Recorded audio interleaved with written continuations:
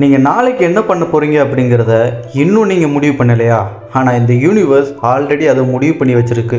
நீங்கள் இந்த வீடியோ பார்க்குறது கூட பல பில்லியன் ஆண்டுகளுக்கு முன்னாடி நிர்ணயிக்கப்பட்ட ஒரு விஷயந்தான். பாஸ்ட், ப்ரெசன்ட், ஃப்யூச்சர் இது மூணும் தனித்தனியாக இல்லை, ஒரே நேரத்தில் இருக்கும் மிகப்பெரிய ஸ்ட்ரெச்சர்னு சொல்கிற தியரியோடைய பேர் தான் black universe theory.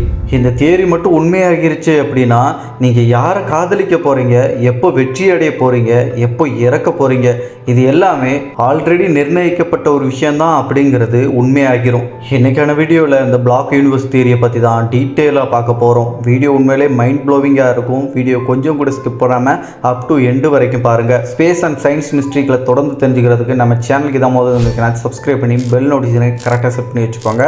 Welcome back ஆனது நியூ வீடியோ. நான் உங்கள் சேகர்.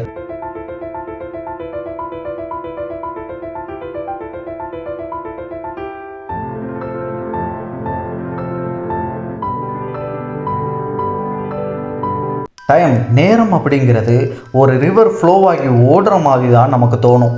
எக்ஸாம்பிளுக்கு எஸ்டர்டே, டுடே, டுமாரோ இப்படின்னு ஃப்ளோவாகி டே பை டேயாக போய்கிட்டு இருக்கு டைம் அப்படிங்கிறது. ஆனால் இந்த இடத்துல சில விஞ்ஞானிகள் என்ன சொல்கிறாங்க தெரியுமா? ஆக்சுவலி டைம் அப்படிங்கிறது மூவ் ஆகவே இல்லையா, நம்மளுடைய கான்சியஸில் மட்டும்தான் டைம் மூவ் ஆகிக்கிட்டு இருக்கு அப்படின்னு சில சயின்டிஸ்ட்டுங்க சொல்கிறாங்க. சினிமாவில் பயன்படுத்துகிற ஃபிலிம் ரோல் பெட்டிக்குள்ளே இருக்கக்கூடிய அந்த ரோலுக்குள்ளே மொத்த படத்தோடைய சீன் அப்படிங்கிறது ஆல்ரெடி இருக்கும். ஹீரோ பிறந்த சீனு, கிளைமேக்ஸு, ஹீரோ இறந்த சீன்னு எல்லாமே ஆல்ரெடி அதுக்குள்ளே இருக்கும். ஆனால் அதை நம்மளால் பார்க்க முடியாது. ஆனால் ப்ரொஜெக்டரில் அந்த ஃபிலிம் ரோலை ஒன் பை ஒன்னாக காட்டுறதுல தான் நம்மளுக்கு ஸ்டோரி மூவிங் மாதிரி தெரியும். அதே மாதிரி தான் நம்மளுடைய யூனிவர்ஸ்னு சொல்கிறது தான் இந்த தேரி. இன்னும் இந்த தேரி உங்களுக்கு புரியாமல் தான் இருக்கும். இப்போ தானே வீடியோ ஸ்டார்ட் ஆகிருக்கு, முழுசாக பாருங்கள், கண்டிப்பாக உங்களுக்கு எண்டிங்கில் புரியும். இந்த பிளாக் யூனிவர்ஸ் தேரி அப்படிங்கிறது ஒரு ரேண்டமான இமேஜினேஷன் இல்லை, இதுக்கு ஒரு காரணம் இருக்குது. ஆல்பர்ட் ஐன்ஸ்டீனுடைய ரிலேட்டிவிட்டி தியரியில் அவர் சொன்ன ஒரு விஷயம் அப்படிங்கிறது, ஒருத்தர் டிஃப்ரெண்டான வேகத்தில் பயணம் பண்ணும்போது அவருக்கு இருக்கக்கூடிய டயத்துக்கும் இன்னொருத்தர் அவரை விட அதிகமான வேகத்திலேயோ இல்லாட்டி குறைந்த வேகத்தில் பயணம் பண்ணும்போது ரெண்டு பேருக்கும் இருக்கக்கூடிய ஸ்பீடோடைய டிஃப்ரென்ஸ் காரணமாக டைம் அப்படிங்கிறது கூட ரெண்டு பேர்த்துக்கும் டிஃப்ரெண்டாக தான் மூவ் ஆகும் அப்படின்னு ஆல்பர்ட் ஐன்ஸ்டீன் சொல்கிறாரு. இதை புரிஞ்சுக்கிறதுக்கு ஒரு சின்ன எக்ஸாம்பிள் பார்த்துடலாமா? இப்போ பூமியில் ஒருத்தர் இருக்காருன்னு வச்சுப்போம். இன்னொருத்தரை ஸ்பேஸ் ஷிப்பில் உட்கார வச்சு பூமிக்கு வெளியே அந்த ஸ்பேஸில் பூமியை சுற்றி வள வர்ற மாதிரி நம்ம செய்கிறோன்னு வச்சுப்போம். அதாவது அவர் லைட்டோட ஸ்பீடில் அந்த ஸ்பேஸ் கிராஃப்டில் சுற்றி வள வர்றார். இன்னொருத்தர் பூமியில் நார்மலாக இருக்கார். இப்போது ஸ்பேஸ் ஷிப்பில் சுற்றி வர்றவர் 5 வருடங்கள் பூமியை லைட்டோட ஸ்பீடில் சுற்றி வந்துட்டு திரும்ப பூமிக்கு வராருன்னா அவருக்கு வெறும் 5 வருஷம் தான் ஆயிருக்கும் லைட்டோட ஸ்பீடில் ட்ராவல் பண்ணவருக்கு. ஆனால் பூமியில் இருந்தவருக்கு அதே மாதிரி 5 வருஷம் கடந்து போயிருக்காது, 50 வருஷம் கடந்து போயிருக்கும். ஸோ டிஃப்ரெண்ட்டான ஸ்பீடில் ட்ராவல் பண்ணுறவங்களுக்கு டைம் அப்படிங்கிறதும் டிஃப்ரெண்ட்டாக மூவ் ஆகும் அப்படிங்கிறதுக்கான ஒரு சின்ன எக்ஸாம்பிள் தான் இது. இந்த தியரி படி நம்மளோட யூனிவர்ஸ் அப்படிங்கிறது ஒரு 4D பிளாக் மாதிரி இருக்கும் அப்படின்னு சொல்கிறாங்க. அதாவது இப்போ நம்ம வாழ்ந்துட்டு இருக்கிறது 3D டைமென்ஷனுக்குள்ளே தான் வாழ்ந்துட்டு இருக்கோம். 3D டைமென்ஷன்னா என்ன அப்படிங்கிறத பற்றி டீட்டெயிலாக நம்ம ஒவ்வொரு டைமென்ஷனை பற்றி கம்ப்ளீட்டாக எக்ஸ்பிளைன் பண்ணி கூடிய சீக்கிரம் ஒரு வீடியோ மேக் பண்ணுறேன். பட் இப்போது 3D டைமென்ஷனா என்ன அப்படிங்கிற ஷார்ட்டாக சொல்கிறேன். இப்போது 3 பிளாக்குகள் கொண்ட 3 பக்கங்கள் கொண்ட ஒரு இடத்துக்குள்ளே ஒரு பிளாக்குள்ளே ஒரு மனிதனை நிற்க வைக்கிறோம். அங்கே அவரோட ஹைட்டு, வைடு, அதுக்கப்புறம் லென்த்து, இது 3த்தையும் நம்ம அளவிடுறோம்.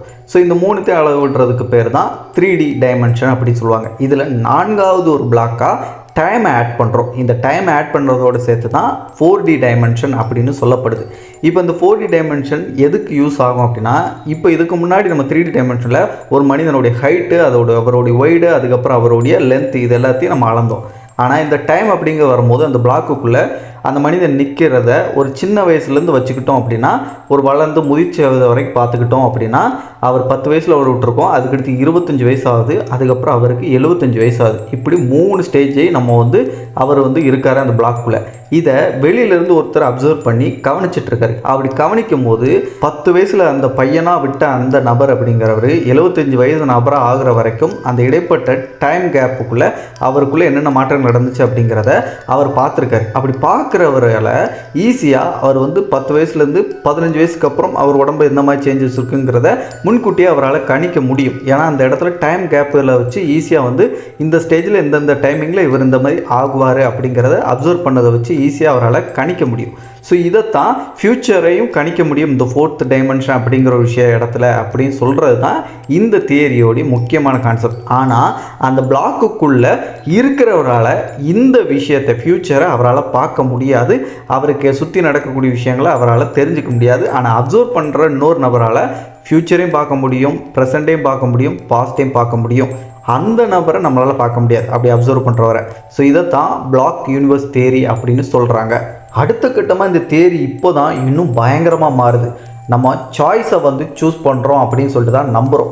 ஆனால் இந்த தியரி படி என்ன சொல்கிறாங்கன்னா, நம்மளோட சாய்ஸ் சூஸ் பண்ணுறது கூட ஆல்ரெடி ஃபிக்ஸ் ஆன ஒன்று அப்படின்னு சொல்லுது. அதாவது இந்த வீடியோ ஸ்கிப் பண்ணலாமா இல்லை கண்டினியூ பண்ணலாமா அப்படின்னு யோசிக்கிறீங்க, ஏன் முடிவு கூட எடுக்கிறீங்க அப்படின்னா அந்த முடிவு கூட ஆல்ரெடி ஃபிக்ஸ் ஆன ஒரு விஷயந்தான். பல இயற்பியலாளர்கள் இந்த தியரியை சீரியஸாக எடுத்துக்கிறாங்க. காரணம் என்ன தெரியுமா?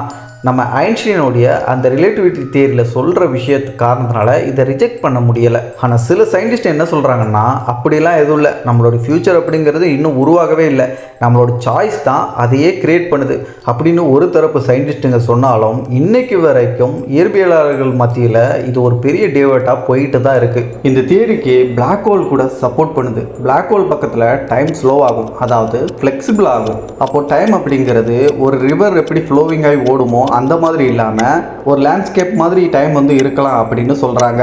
இன்றைக்கி நம்ம ஒரு விஷயத்தை இந்த யூனிவர்ஸில் நம்ம பண்ணிகிட்ருக்கோம். அதே விஷயம் இன்னொரு யூனிவர்ஸில் நம்மளை மாதிரி இருக்கக்கூடிய இன்னொருத்தவங்களும் பண்ணுவாங்க. ஆனால் அவங்க நம்ம பண்ணுற விஷயத்தை தான் அவங்க சூஸ் பண்ணி பண்ணியிருப்பாங்களா அப்படிங்கிறதும் ஒரு கேள்வி.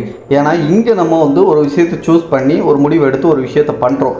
சேம் அதே டைமில் அங்கேயும் அதே மாதிரி சூஸ் பண்ணி அந்த விஷயத்தை பண்ணுறதுக்கு பதிலாக அவங்களுக்கு அந்த சூஸ் பண்ணுற சூழ்நிலை வராமல் இருக்கலாம், இல்லைன்னா ஆல்ரெடி அவங்க அதை முடிச்சிருக்க கூட செய்யலாம். பட் நம்ம பண்ணக்கூடிய இந்த யூனிவர்ஸில் செய்யக்கூடிய எல்லா விஷயங்களுமே ஆல்ரெடி பண்ணின ஒரு யூனிவர்ஸில் இருக்கிறவங்க நம்மளை அப்சர்வ் பண்ணிட்டு தான் இருக்காங்க. ஆனால் அவங்கள நம்மளால் பார்க்க முடியாது. ஒரு ஸ்டேஜில் ஒரு சிங்கர் பாடிட்டு இருக்காரு அப்படின்னு ஒரு இமேஜின் பண்ணுங்க. அந்த இமேஜினில் அந்த பாடிட்டு இருக்க சிங்கருக்கு மேலே ஒரே ஒரு ஃபோக்கஸ் லைட் இருக்குது. அதை அவரை பேஸ் பண்ணி மட்டும் அந்த லைட் அப்படிங்கிறது எரியுது. ஆனால் ஸ்டேஜில் அவர் மட்டும் இல்லை, அவரை சுற்றி சைடில் 2 பக்கமும் நிறைய பேர் நின்றுட்டு இருக்காங்க. ஆனால் லைட் அவர் பக்கம் மட்டும் இருக்கிறதுனால நம்மளால் அவர் ஒருத்தர் மட்டும் தான் ஸ்டேஜில் இருக்காரு அப்படிங்கிறத பார்க்க முடியுது, மற்ற எல்லா பக்கம் இருட்டாக இருக்குது. ஸோ இதே மாதிரி தான் இந்த பிளாக் யூனிவர்ஸ் தியரி படி நம்ம பண்ணுற விஷயங்கள் எல்லாமே நமக்கு தெரியுது, ஆனால் நம்மளை அப்சர்வ் பண்ணுறவங்கள நம்மளால் பார்க்க முடியாது. இன்றைக்கி வெறும் தியரியாக சொல்லப்படுற இந்த பிளாக் யூனிவர்ஸ் தியரி அப்படிங்கிறது ஒருவேளை ஃப்யூச்சரில் உண்மை அப்படிங்கிறது நிரூபிக்கப்பட்டுச்சு அப்படின்னா இன்றைக்கி நம்ம இம்பாசிபிள் நினைக்கக்கூடிய டைம் ட்ராவல் பண்ணுறது அப்படிங்கிறது பாசிபிளாக கூட மாறுறதுக்கான சான்சஸ் இருக்குது அப்படின்னு சொல்கிறாங்க. இன்றைக்கி நம்ம வாழ்க்கை ஓடிட்டுருக்கு. நம்ம வாழ்க்கையில் நிறைய விஷயங்களை நம்ம ஃபேஸ் பண்ணுறோம், நிறைய விஷயங்களை பண்ணிகிட்ருக்கோம். இது எல்லாமே ஆல்ரெடி ஒரு யூனிவர்ஸில் ஏற்கனவே முடிஞ்சிருக்கலாம். நம்ம ஜஸ்ட் இந்த நடக்கக்கூடிய விஷயங்கள் எல்லாத்தையுமே ஏதோ முதல் தடவையாக அனுபவிக்கிற மாதிரியான ஒரு உணர்வை மட்டும்தான் அனுபவிச்சுட்ருக்கோம் அப்படின்னு சொல்லுது இந்த தியரி. இதற்கான மீனிங் ஜஸ்ட் நம்ம ஃபீல் மட்டும் தான் பண்ணுறோம் ஃபஸ்ட் டைம் மாதிரியான எக்ஸ்பீரியன்ஸை. இப்போ உங்களுக்கு என்ன தோணுது? நம்ம ஃப்யூச்சர் அப்படிங்கிறது ஆல்ரெடி எக்ஸிட் ஆன ஒன்றா, இல்லைனா நம்மளோட சாய்ஸ் தான் நம்ம ஃப்யூச்சரையே க்ரியேட் பண்ணுது அப்படின்னு நினைக்கிறீங்களா? உங்களுடைய கருத்துக்களை கமெண்டில் மறக்காமல் லீவ் பண்ணுங்கள். இதே மாதிரி மைண்ட் ப்ளோவிங்கான சயின்ஸ் அண்ட் ஸ்பேஸ் மிஸ்ட்ரீஸை தெரிஞ்சுக்கிறதுக்கு நம்ம சேனலை இன்னும் கூட சப்ஸ்கிரைப் பண்ணால் ஜஸ்ட் சப்ஸ்கிரைப் பண்ணி பெல் நோட்டிஃபிகேஷனை கரெக்டாக செட் பண்ணி ஆளில் வச்சுக்கோங்க. அப்போ தான் நம்ம போடக்கூடிய எல்லா வீடியோஸையும் நீங்கள் மிஸ் பண்ணாமல் பார்க்க முடியும்.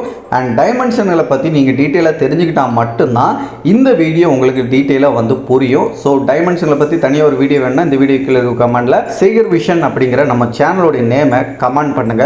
எத்தனை பேர் நம்ம சேனலோட நேமை கமெண்ட் பண்ணுறீங்க, அந்த வீடியோ தெரிஞ்சுக்கிறதுல ஆர்வமாக இருக்கீங்க அப்படிங்கிறத பொறுத்து கூடிய சீக்கிரத்தில் நம்ம சேனலில் அந்த வீடியோ அப்லோட் பண்ணுறேன். அடுத்து ஒரு சுவாரஸ்யமான இதே மாதிரி இன்ட்ரெஸ்டிங்கான ஒரு டாப்பிக்கோட நான் உங்களை சந்திக்கும் முறை நான் உங்களுக்கு சேகர். பாய் பாய்.